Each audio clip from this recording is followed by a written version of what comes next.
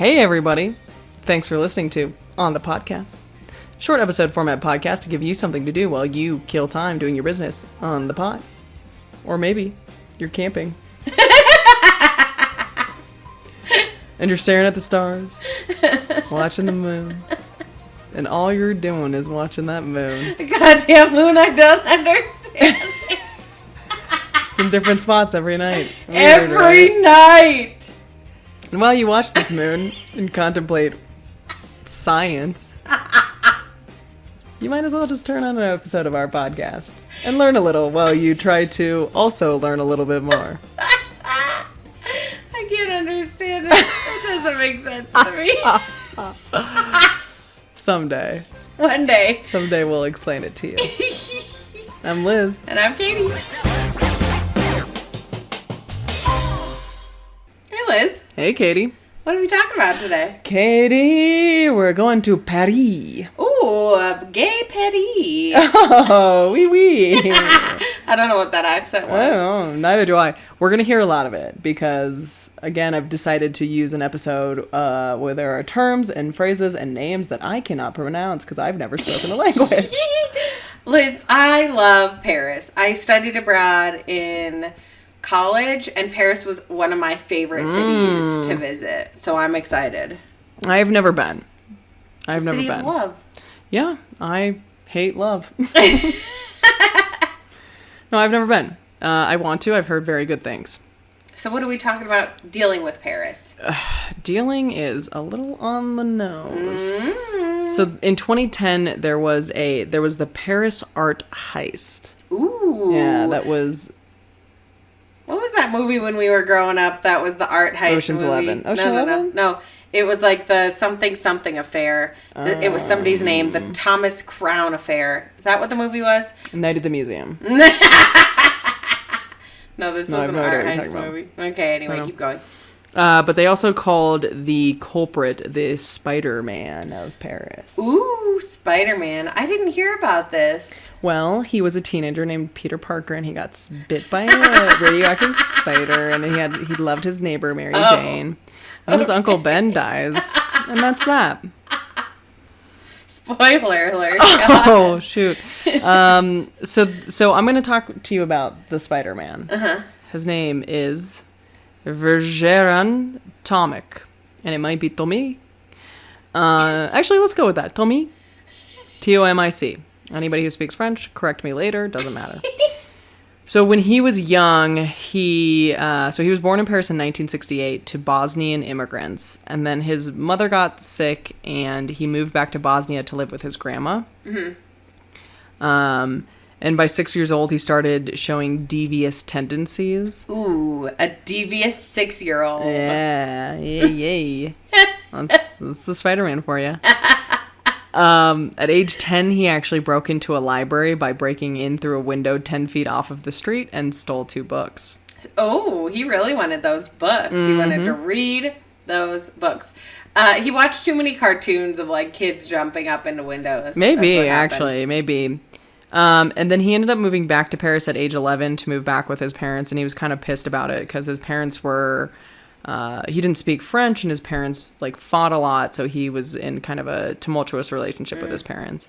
But he would often go to the graveyard, Père Lachaise.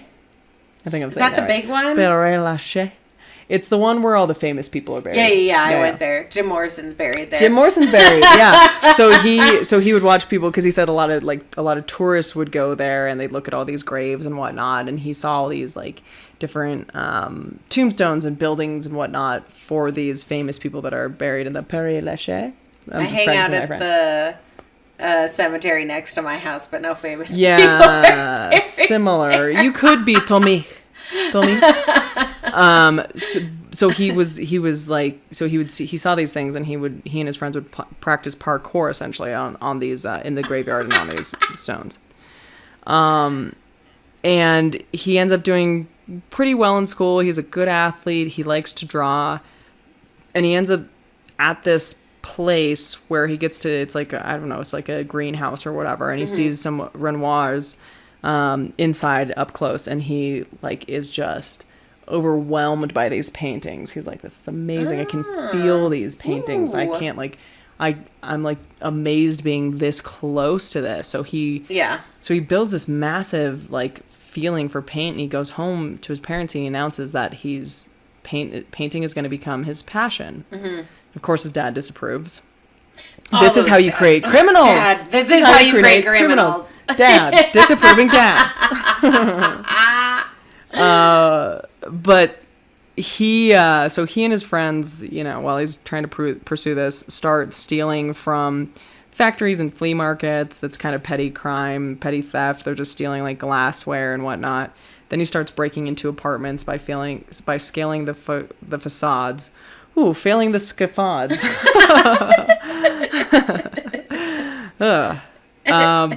And then one night he has this dream about stealing 5 paintings from a museum, and he's like, I've got to do this. Like, life goal from my dreams, stealing I'm these being paintings. told. Yes, I'm being told. But that's, I guess, what happens when you're a devious 6-year-old. Yes, exactly. Exactly. And your dad disapproves of you being a painter. At some point, he holds up a bakery with a toy gun and gets arrested and is in jail for a year. Ooh, yikes. Yeah. And mind you, like, these art, like, he's just so consumed by this art. So he would go into these apartments and he would, like, steal their jewelry. And he would go into these apartments and sometimes he wouldn't take anything at first. He'd just, like, kind of go in and see, like, what was going on. And then he'd leave, and then he'd come back the next day, and then he'd, like, search in one area, and if he didn't find anything, like, worthy of taking, he'd leave, and then he'd come back the next day and search in another area until he finds something that, like, had value, like, valuable jewelry or, like, paintings and whatnot. So he wasn't just, like, watching. He was, like, casing the joint. Yeah, like, day after day after day. Okay, and it wasn't, like, a voyeurism, is that what that is? Voyeurism? Yeah. So it wasn't that. No. And so, so he does come across some of these, like, this amazing art in people's houses, and so he's taking them and whatnot. So one day he's out for a walk, and he comes across the Musée d'Art Moderne de la Ville de Paris. I'm speaking French. The Modern Art Museum of Paris. The MAM. The MAM. The MAM. Yep. And he's like, okay. So he cases the joint. He walks around it. He looks at all the windows. He sees what's going on with the screws on the windows. And, like, the entry and all that. A few days later, he goes in as a visitor. And he notices that some of the motion detectors are broken. That some of them aren't, like, the lights aren't working correctly. Sneaky. So he's like, okay. So at this time, it's like, okay, he's stolen all of this stuff. What happens to it? Yeah. Obviously, he's selling it on the black market, making money. Okay. But he's got this main guy who he goes through, and his name is Jean-Michel Corvée? I don't know. And he's sold, like 90,000 euros of contraband through him over several years. The Spider-Man sold 90,000 euro of contraband. Yeah. That's nuts. Corvée, yeah. Yeah, through this one guy. A lot. Through this one guy, he's also, like, sold elsewhere. Man. Right? Yeah. So, so he talks to Corvée about this. He's like, "Look, I'm gonna steal some artwork from the MAM." Like, are you in? He's like, "Yeah, absolutely." So on May 14th, he at around 3 a.m. he's got this dark cloak, and he walks up to this window. And he hangs the cloak over the window to kind of look like a curtain. And what he ends up doing is he puts some paint stripping acid on it to expose the screws. And then he puts some other sort of solution on it so that there wouldn't be any rust. And then he unscrews the screws and then fills the holes with a clay to make it look like the screws are still there of the same, like, paint color. What's the rust have to do with anything? I don't know.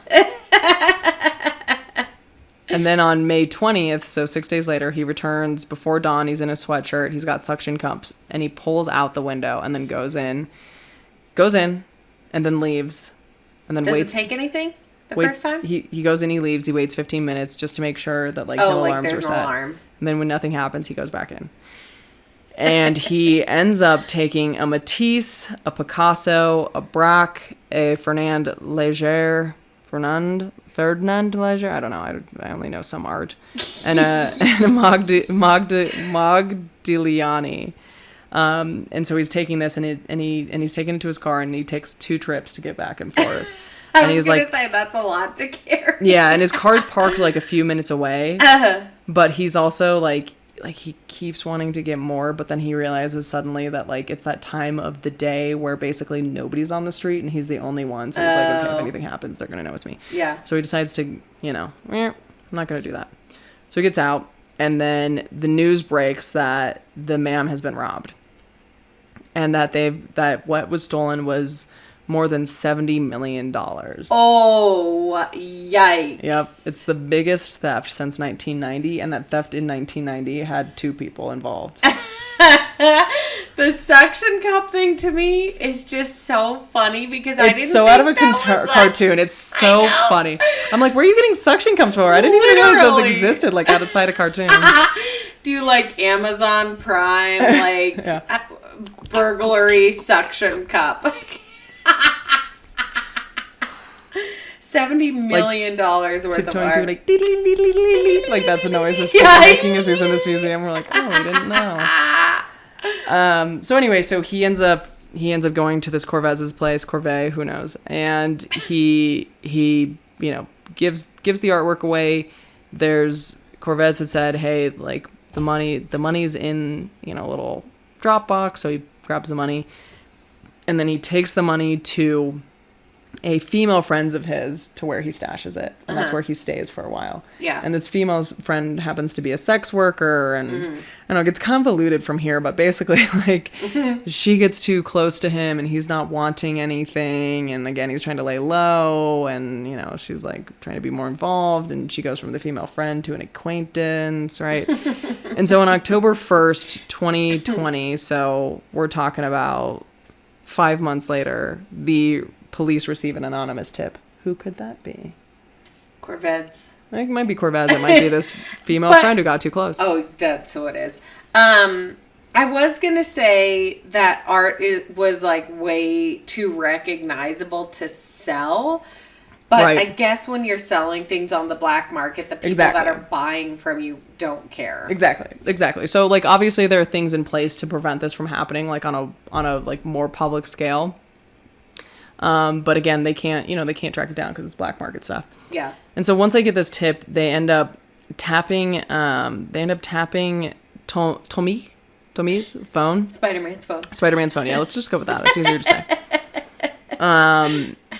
And they hear him having this conversation with Corvée and talking about the sale and how he's arranging it with this one guy. And doesn't he know not to talk about this stuff over the phone? Well, he doesn't think he's being watched watched. the cartoons. He doesn't think he's of being the watched. suction cups. Yeah. He should know better. You meet in a parking garage in the shadows, and you talk about stuff there. Obviously. You turn on running water so they can't hear what you're saying. No, guess not. So they end up the police end up starting following him in December, and they keep hearing these wiretaps, these conversations, and it's starting to sound like this deal isn't going to go through, and so there's some frustration, and nobody really knows what's going on, and who's trying to screw over who. They just don't have the evidence, and finally 6 months later they have enough there to prove it. They arrest all 3 of these guys, Spider-Man, Corvée, and then this other dealer who's involved. Okay. And it ends up being this super dramatic court situation. They go to court in 2017. And they basically just all throw each other under the bus, and it's this whole friggin' thing. And then finally in 2017, Spider-Man is sentenced to 8 years in prison. Only 8? Stealing Right. $70 million worth of art, and he was only in prison for 8 years. Well, he's still in prison. This was 2017. I know, but 8 years? That's not a lot. Yeah, but I think he's been held since 2011. Oh. So I had another 6 years on top of that. Okay. Yeah. Still, $70 million worth of priceless art. Crazy. I don't know. Crazy. That's nuts. So nuts. I think what's nuts is how easy he got in. Easy in the grand scheme of things. How easy it was. There was no alarm at the museum. All you had to do was suction cup a window off. Oh my god. And walk in. Why nobody has turned this into a movie? Oh. Hello, Hollywood producers. This is a perfect movie. Oh, well, they Or, like, can't because child's they can't cartoon. pronounce these people's names just like I can't. I love this. Yeah, right? Yeah. Nice art heist. Love a good art heist. Ocean's 1. Oceans 'Cause it just 47. Ocean's 3. Oceans Atlantic. 25.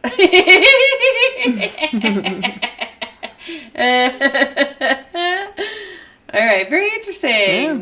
Thanks, Liz. Yeah, I love art. I love art. I love it from afar. I love it from near. I always really want to touch it. That's my fascination with art. Like, I want to feel the brush strokes. But then they look at you and you can't. You're real close to it. Honestly, You're like, Spider-Man had a similar feeling, so now I wonder about you. I was a deviant 6-year-old. Did your dad disapprove of your hopes and dreams? No. Okay, well then you're fine. So, what's that inside my body? Burning desire to rob a museum. More like touch a painting. Oh but yeah, it's you're right. fine. You're right. Yeah, you're relatively harmless. All right. Thanks, Liz. You're welcome. See you next time. Bye.